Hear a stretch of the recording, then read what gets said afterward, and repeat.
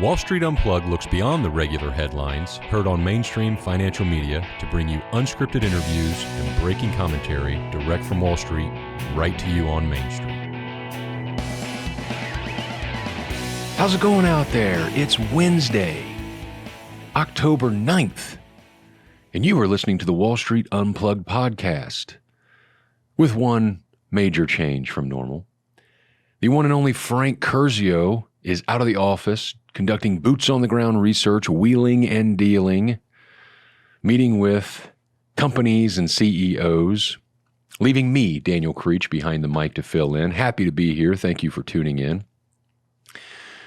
So I'm going to tell you what's moving these markets. I don't do that as well as Frank. But great to be with you. I was catching up with Frank. He is, like I said, out and about. I'll tease his super secret location. I know you regular listeners know, but have no fear. He only leaves me in charge behind the reins completely for 20 to 30 minutes at a time. So nothing to worry about here. I was catching up with Frank, and he's talking about meeting with a lot of mining companies and CEOs. And he said something that really caught my attention, and he's going to go into more detail next week when he's back in the saddle again. But he said he feels like Warren Buffett in a sense, because he's looking at all these companies in the resource and mining industry, and he feels like Buffett because there's such opportunity that he could buy up a bunch of these assets that nobody else wants right now. But if you have, say, a 1 to 3 year time frame as this process or this business cycle unfolds, Frank is excited talking about gains of 3x over a 1 to 3 year time frame. That is what's possible because the industry is so beaten up, investor sentiment is so beaten up. You could just tell his excitement, his buzz. You guys know Frank; he's personality plus emotional guy, and for him to say that he feels like Buffett, in kind of not buying at the complete bottom, but it's just not. There's no investor sentiment. He's talked about that in previous interviews and Wall Street Unplugged podcasts, so check those out. But have no fear, Frank will be back next week and tell us all about his trip, what's on his mind, and the opportunities in front of us there in the resource sector. So today, we're going to talk about what I give a flying Florida about. And I want to give some perspective, or at least kind of shake the old 8-ball and see what the markets are telling us, having good fun. We can talk about anything here when it comes to stocks and stuff. We could talk about the Joker because Warner Brothers, evidently the Joker Part 2, the Joker sequel, however you want to say that, is bombing at the box office. And quickly here, I'm not a big moviegoer. Please, if you are, or if you've seen it or have any opinions on it, please share that with me at Daniel@CurzioResearch.com. And Frank's a movie guy and a series guy, so email Frank at Curzio Research as well. But I've not heard hardly any good about the Joker, the new Joker movie. And that's interesting to me because typically you see somebody out there defending it. But on the radio from the shock jocks or rock stations talks in the morning that I listen to the country talk show radios that, I'm just scanning through, dodging commercials on my commute. Even some headlines and such around Yahoo or Drudge or anybody, both spectrums here. I haven't seen anything. So that's funny. We'll see what Warner Brother does. Thank goodness we're out of that stock. I don't want to talk about that. But just to show you we can go anywhere. So if you're a movie fan, enjoy that. But let's start with what are markets telling us right now. And I'm recording this here before the market opens on Wednesday. And if you switch over to FinViz, this was yesterday's close. Of course, markets continue their melt up. And if you look at the S&P 500, knocking on all-time highs, as well as the tech-heavy NASDAQ, again, not at all-time highs, but wedging up there, and the Dow Jones Industrial Average as well, knocking at or near all-time highs. I don't have that pulled up. What are markets telling us? Well, they're telling us that this soft landing idea is in play, all right? Everybody, when I say everybody, investors are buying into this. And We had Jerome Powell cut by 50 basis points, excited everybody, and then when you give them something, they want just more. So then there was an excitement about another 50 basis point coming in November after the election. Powell himself has kind of walked that back and said, Toby Keith sung, oh, easy now. He's just talking about tonight. So Powell walks back investors' expectations on rate cuts. Markets have been hem-hawing around. You're going to see some volatility. But if you look at the major averages, other than small caps, they are at or near all-time highs. And that's telling you that the investor, that the markets are so far in gear with this soft landing from, for right now. Now, that doesn't mean there's not going to be a lot of volatility, and that's why you want to know what you own. Because when we get a big event, whether it be an outbreak of war, whether it be a currency trade like the Japanese yen that happened a couple of months ago, whether it be fears over a economic hiccup or shutdown or lockdown or supply chain issues with the longshoreman strike, we'll get to that in just a moment. Whatever it may be, if you know that the market is taking a knee-jerk reaction plunge down, budget deficits, arguments, when you know what you own and why, that gives you advantages to buy at lower prices. And so you want to continue to understand that. And if we have a look at, so markets are loving this high budget deficits, very liquid markets right now.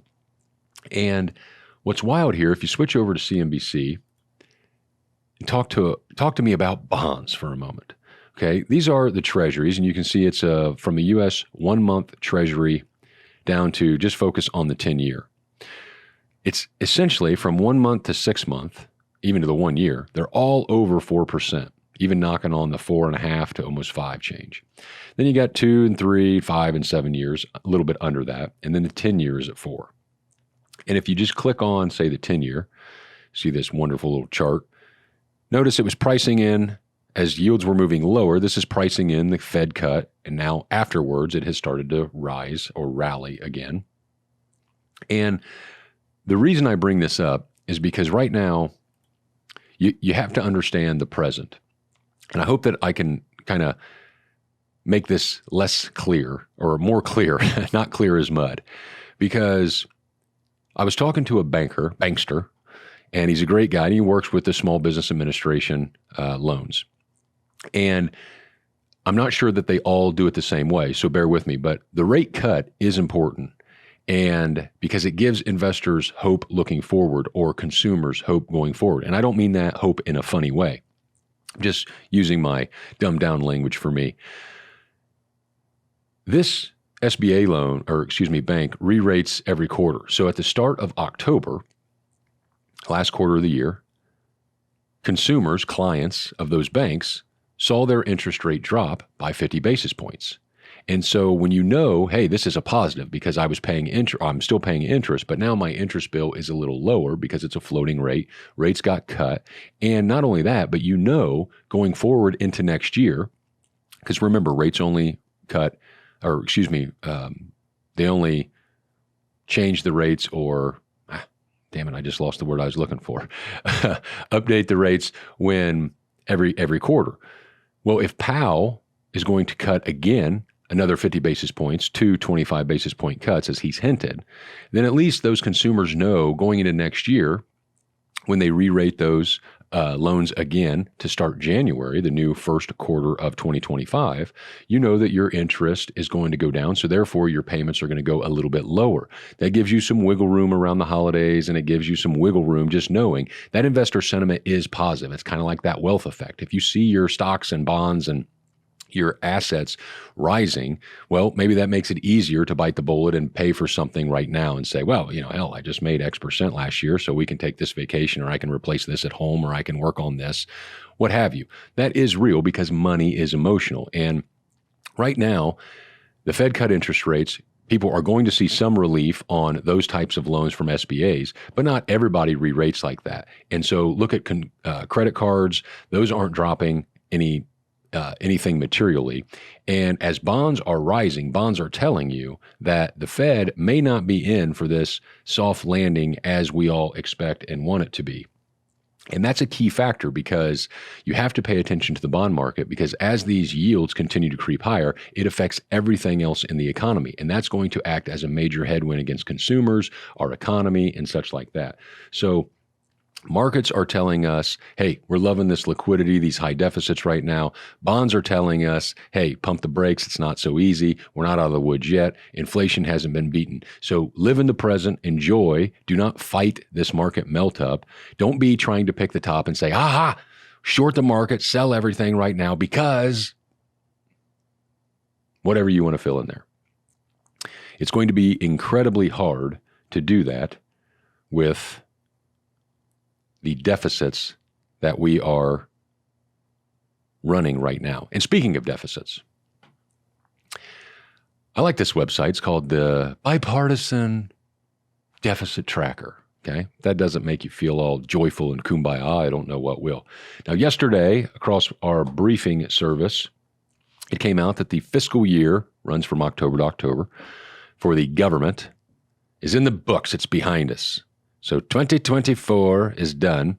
And as you can see here, the deficit, which is the amount we spent more than what we brought in, was a $1.8 trillion mark. Yes, tip to Austin Powers. For those of you not watching, but just listening while you're doing errands and living life, have my pinky up next to my mouth like Dr. Evil and Austin Powers, because 1.8 trillion is pretty impressive. Now, this marks the fifth consecutive, going back to 2020, fifth consecutive trillion-dollar deficits per year. And that's only because 2019 was 980-some billion. Okay? So can't exaggerate. You can't say, oh, well, it was trillion and well, we could round up. But let's just give these government dogs a bone here. And as you can see from this deficit tracker, from these bipartisanships, the 2024 1.8 trillion is the highest since 2020 and 2021. Now, those were absolutely huge, over 3 trillion, and then call it 2.728 trillion. But at least, and not that I'm agreeing with this, I'm against lockdowns and all that kind of stuff.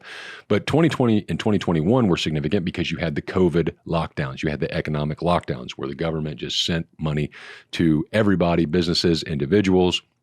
And then that influx of money into the economy, printed out of thin air, injected right to the hands of the consumers to put into the economy, is what led to this massive inflation that we're still fighting with today. And this is why I continue to say, and we've been right, and I'm not trying to say, aha, we're know-it-alls. I'm simply saying we've been right on the fact that this is melting up to the rate cut. Now, the first rate cut has been here, or is behind us, and markets are still kind of melting up to all new all-time highs. I expect it's going to have, it being the market, is going to have a lot of momentum leading up to the end of the year. Once we cross the new year, then we'll reevaluate, and I'll look to kind of lighten up at the end of the year, because you have this massive liquidity, these massive deficits, massive government spending on a global scale, and that's good for asset prices. It's going to be very difficult to have a recession on paper when you're printing this kind of money and putting it into the economy, and that's why we have, and listen, one perspective from the bulls is, hey, we got historically relatively low unemployment. GDP is hanging in there. Our economy is hanging in there. Interest rates are coming down, so relief is coming. Inflation has at least slowed its pace of rising. Those are all solid points. And if you just take that as a macro level, you could say, that's okay. But we here at Curzio Research and Wall Street Unplugged, and you listeners, understand that what's driving the markets right now is this massive liquidity and these massive deficits. So there's no signs of this slowing down between Harris or Trump. Whoever wins is going to spend money like crazy, maybe on different areas, but we'll have to reevaluate. But that is absolutely key. And so deficits are definitely the fuel for this fire. And it's going to continue. Doesn't mean it's going to be perfect forever, but I'm just saying you don't want to try to fight this tape right away. Now, if we switch back, let's see what else markets are talking about. And if we look at oil, And I don't mean to say this in such a lighthearted way, because the escalation between Israel and Hamas and Iran as well has caused the oil to spike. And listen, you guys know I'm a major bull on energy, but I don't want to see this going up for the wrong reasons. And again, using a CNBC chart, you can see oil really was selling off here. Hedge funds were short like crazy. And then the escalations, retaliations started happening, and oil has kind of spiked recently. Now, it is pulling back.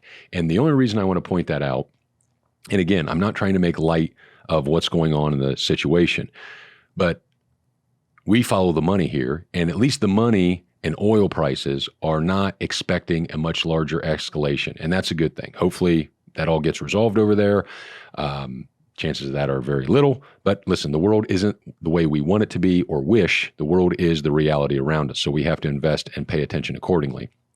At least not seeing oil spike to $80, $85, $90, $100, whatever you want to use as a spike term. That's positive in general for geopolitics. So pay close attention to oil, because that is kind of a leading indicator on at least the market sentiment. I'm not saying that's right. I'm not saying, just pay attention to oil and wars are okay. I'm simply saying it's a positive for everybody that oil is not spiking on top of this sad escalation that's going on between Israel and its enemies. And finally, let's talk about gold and Bitcoin. I love gold. Gold is sitting around near all-time highs. Who says stocks and yields and gold can't go up at the same time? This is proof that it can. We've been on this. Gold is basically telling you that we have an OS moment coming. It's a family. Frank can cuss, not Daniel. This is, and you need to have exposure to gold. And then finally, crypto, which is just down under the 62,000. It's hanging out just below. It's bounced between 70 and 50 a couple times over the last couple months. But those are also telling us that you need to hedge reckless government spending. And finally, China. What is China telling us? Well, China has been let's see here. Now, China has absolutely skyrocketed. As you look at this chart, this is just almost funny, because they've come out with these bazooka stimuluses, and Frank has been spot on about being cautious on China and wanting to trade it. But look at this. It's rallied absolutely double digits. It's just really taken off. This has been a great trade if you've been in it. But the market just pulled back, the market meaning the Shanghai Composite, 6.5%.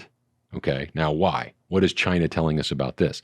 This, in a nutshell, is proof that markets are loving stimulus. And when you give them stimulus and asset prices react, they want more stimulus. It's like a drug. You don't want to come down off your high. And the Chinese stock market was closed for several days. Big holiday over there. Big partiers, these Chinese.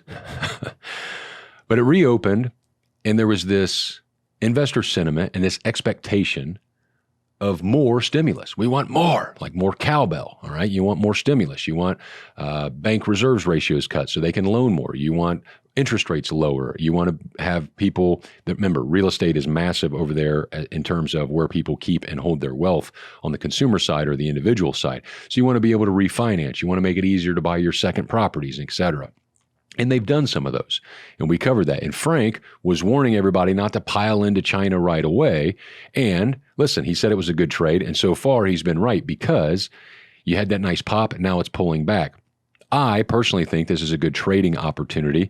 I would let and see if markets come back a little bit more on the Chinese markets before making a trade and looking for another bounce, because here's how this is going to play out, in my opinion. It's a controlled economy, much like ours, but they can get things done and say a lot more abrupt or blunt things. And as you can see, they can really impact markets with that rally that's had. I'll show you this one more time. This huge spike here from 27 all the way up to 35, call it. Now,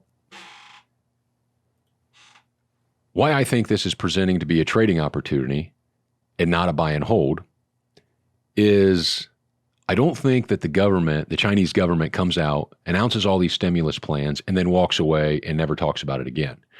And they're playing this just like Jerome Powell is trying to fly our economy and do this soft landing type deal.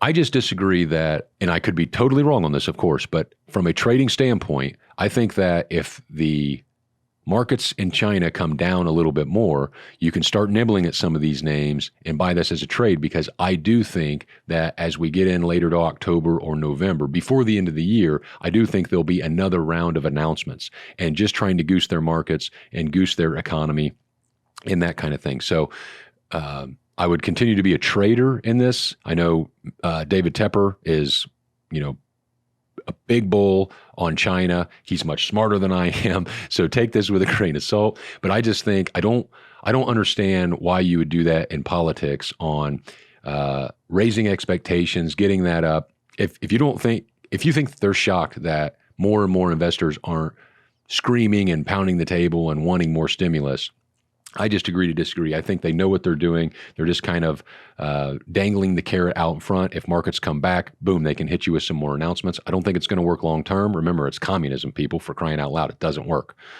Keep that in mind. But it could be and will be a trading opportunity, no doubt. All right. So last week, we talked about the International Longshore Association strike. And I said that it would be transitory, and I had no idea that it would be as transitory as it turned out being. Basically a day of shutdowns. Now, one day is equivalent to roughly 5 days on the logistics side, the container side, per Wall Street notes. And the one day was anywhere between $3.5 and $5 billion in trade amounts and things. But there's a great lesson here in this ILA strike and now potential or quick resolve. Number one, it's not completely resolved. The can is just kicked down the road. All they did was they went back to work, which is good. They agreed to tentative terms around the 60 plus percentage point raises from what I've heard. But the big takeaway here is this all got kicked to January 15th. And the reason I want to point this out is there's no coincidences in politics. And here you had, what was that gentleman's name? Harold Daggett, the spokesman, the leader for the IAL. And he was out there, and we talked about this last week on WSU between Frank and I. He had some serious comments about crippling the economy, shutting down the economy. Auto salesmen and women are going to lose their jobs. Construction workers are going to lose their jobs. He's going to show these greedy bastards, being the ports and shipping companies, about how half the world relies on us and we're going to cripple the U.S. economy. And those are major headlines. And that gets everybody thinking about just how important logistics are. And the reason I'm recapping this is because this is all going to occur next year in January, because they're going to, if they don't have a deal and they don't meet the ILAs, the containers and shipping companies don't meet their deals, they're going to strike again. They've been very adamant about that. Now, there's no coincidences. They kicked the can down the road to January to get through the holiday season, more importantly, through the election, because you don't want to have a lot of hiccups. You don't want to have this supply chain issues. You don't want to have a spike in inflation before the election and before the end of the year. Remember, we have Halloween coming up, then we have Thanksgiving, then we have Christmas and the New Year, and you don't want that sentiment or that emotional tug of war to be negative during that time. You want it to be positive, get joyful, people. You understand what I'm saying? And so there's no coincidence that they kicked the can to January. But from an investor standpoint, we talked about several companies here, and I'll show you this list from Goldman. And we talked about Costco and Dick's and Dollar Tree and even Home Depot and Target. And you want to figure out, if you were looking at making this a trading opportunity, which is a great idea. Also, you can balance these retailers with looking at different trucking companies, look at companies that are getting more goods from either the West Coast or maybe Canada and Mexico. There's several ways to play this. Even if it's just sitting on the sidelines, letting asset prices drop or come down over these fears and logistic headaches and such, and then maybe buying back in. But as you can see, let's see, who was it that Target like Target noted that the majority of their shipments are processed in the West Coast. Okay, so if Target is going to drop because everybody in retailers and everything about this strike in January, if it persists again, goes down, that's a good opportunity to look at that stock because, again, the reason the knee-jerk reaction is going down is because it's the baby's getting thrown out with the bathwater. Yet if they're not impacted by East Coast screw-ups and they get most of their goods and shipments from the West Coast, that's a positive for them. And the lesson here is whatever you guys, if you guys and gals went out there and you're thinking through that process, that's an excellent deal. When you hear these threats and all this from Mr. Daggett about shutting down the economy and making life hell for everybody, well, okay, then what are we going to do to get around that, or what's going to impact? My point is that any research that you did to find these other companies and logistic players is not lost. It's just simply kicked down. So I need to make a reminder to revisit this. I have no doubt they will, because we'll see some headlines about the upcoming strike. If there's a deal, look for that in early January to start the new year on a up note.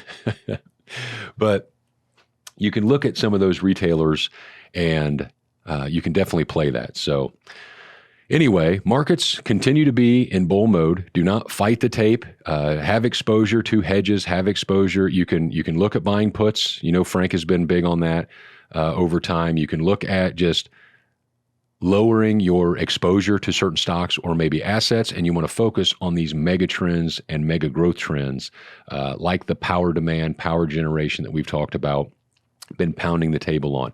But enjoy this melt up. It's going to continue because of deficits and spending. That is what I want you to pay attention to right now. And until that changes, that's going to have a massive impact on asset prices. So that's why you have record housing prices near, record asset prices, stocks and such. And you also have a Fed cutting interest rates. So yes, it's a Willy Wonka, Wizard of Oz environment, but we do not get to pick and choose how the world works. We just have to navigate and invest accordingly. So that's what we do here. Questions, comments, thank you very much for tuning in. Daniel at CurzioResearch.com. That's Daniel at CurzioResearch.com. Love me, hate me, just don't ignore me. And I'll see you guys tomorrow on Wall Street Unplugged Premium. Cheers. Love this episode of Wall Street Unplugged? I think you'll really love Wall Street Unplugged Premium. The Wall Street Unplugged Premium is my members-only podcast where I dive even deeper into this week's events. Well, I'll do even more than tell you what's moving these markets. I'll tell you specifically what moves you can make today. So this is going to be about trading. Put big money in your pocket right away due to the inconsistencies I see daily in the market. I'm talking about specific investment ideas I'm recommending and tracking each week that I believe will be impacted directly by everything I just talked about today.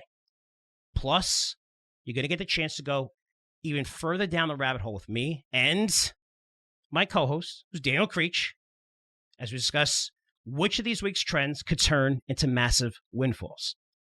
Could the big trends that we see lurking on the horizon, also the news we're picking up from our network of insiders, which has gotten bigger and bigger thanks to you and so many people listening to this podcast in over 100 countries. And you get a chance to talk to me directly in my special Ask Me Anything Q&A session.